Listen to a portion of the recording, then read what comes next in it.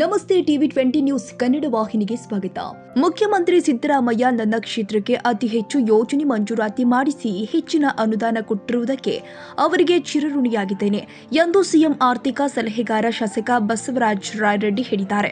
2025-26ನೇ ಸಾಲಿನ ಆಯವ್ಯಯದಲ್ಲಿ ನನ್ನ ಕ್ಷೇತ್ರಕ್ಕೆ ಹೆಚ್ಚು ಯೋಜನೆ ಮಂಜೂರಾತಿ ಮಾಡಿಸಿದ್ದಕ್ಕೆ ಸಿಎಂ ಸಿದ್ದರಾಮಯ್ಯ ಅವರಿಗೆ ಹಾಗೂ ಕ್ಷೇತ್ರದ ಶಾಸಕ ಬಸವರಾಜ ರಾಯರೆಡ್ಡಿ ಅವರಿಗೆ ಯಲಬುರ್ಗಾ ವಿಧಾನಸಭಾ ಕ್ಷೇತ್ರದ ಸಮಸ್ತ ಜನತೆ ಪರವಾಗಿ ಪಟ್ಟಣದ ಬಯಲು ರಂಗಮಂದಿರದಲ್ಲಿ ಆಯೋಜನೆ ಮಾಡಲಾದ ಅಭಿನಂದನಾ ಸಮಾರಂಭದಲ್ಲಿ ಸನ್ಮಾನ ಸ್ವೀಕರಿಸಿ ಮಾತನಾಡಿದರು. ನಾನು ರಾಜಕಾರಣಕ್ಕೆ ಬಂದಿರುವುದು ಯಾವುದೇ ಸ್ವಾರ್ಥಕ್ಕಲ್ಲ, ಜನಪರ ಅಭಿವೃದ್ಧಿ ಕಾಳಜಿ ದೂರದೃಷ್ಟಿ ಇಟ್ಕೊಂಡು ರಾಜಕಾರಣಕ್ಕೆ ಬಂದಿದ್ದೇನೆ.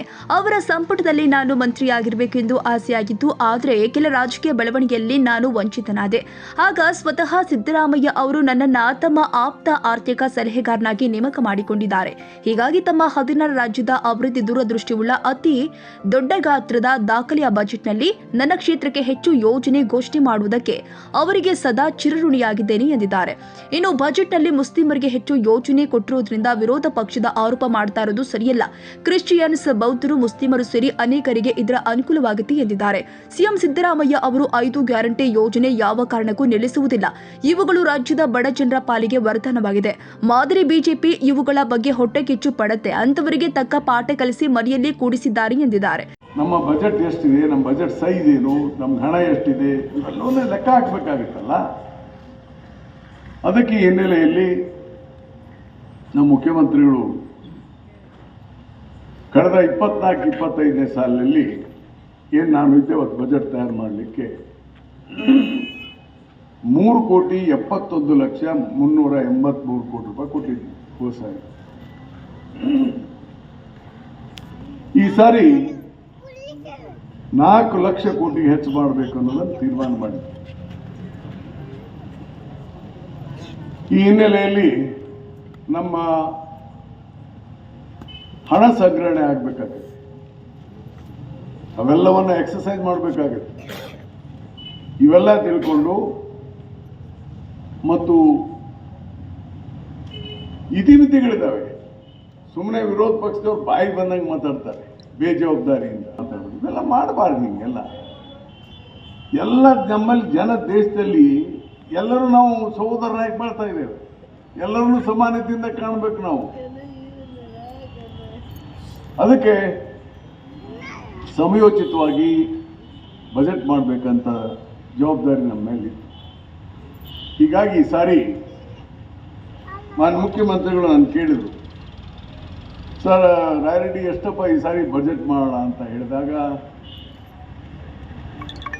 ನಮ್ಮ ಲೆಕ್ಕಾಚಾರ 4,02,000-3,000 ಕೋಟಿ ಕಂಫರ್ಟೇಬಲ್ ಅಂತ ನಾನು ತಿಳ್ಕೊಂಡಿದ್ದೆ. ಅಷ್ಟು ಮಾಡ್ಬೋದು ಸರ್ ಅಂತ ಹೇಳಿದ್ರು. ಆಯಿತು ಅಂದಿದ್ರು 4,01,000 ಕೋಟಿಗೆ ಮಾಡೋಣ. ಆದರೆ ಒಟ್ಟು ಚರ್ಚೆಯಲ್ಲಿ 4,09,549 ಕೋಟಿ ಈ ಸಾರಿ ಬಜೆಟ್ ಅನ್ನ ನಾವು ಜನರಿಗೆ ಕೊಡ್ತಾ ಇದ್ದೇವೆ. ಮತ್ತು ನೀವು ತಿಳ್ಕೋಬೇಕಾಗ್ತದೆ, ಕರ್ನಾಟಕದ ರಾಜ್ಯ ನಮ್ಮ ದೇಶದಲ್ಲಿ ಟ್ಯಾಕ್ಸ್ ಸಂಗ್ರಹಣೆಯಲ್ಲಿ 2ನೇ ನಂಬರಲ್ಲಿ ಇದ್ದೇವೆ ನಾವು. We're in number 2 place. First is Maharashtra, second is Karnataka. ಮತ್ತು ಆಂತರಿಕ ನಮ್ಮ ಉತ್ಪನ್ನಗಳನ್ನು ಹಂಚಿದಾಗ we are number 1. ಅದಕ್ಕೆ GSDP ಅಂತ ಕರಿತೇವೆ ನಾವು, ಗ್ರಾಸ್ ಸ್ಟೇಟ್ ಡೊಮೆಸ್ಟಿಕ್ ಕರಿತೇವಲ್ಲ. we are in number 1 per capita income. ಇವೆಲ್ಲವನ್ನ ಪರಿಗಣಿಸಿ ನಾವು ಲೆಕ್ಕ ಹಾಕಿದ್ವಿ. ಈ ಸಾರಿ ನಮ್ಮ ಟ್ಯಾಕ್ಸ್ ಎಷ್ಟು ಬರುತ್ತೆ,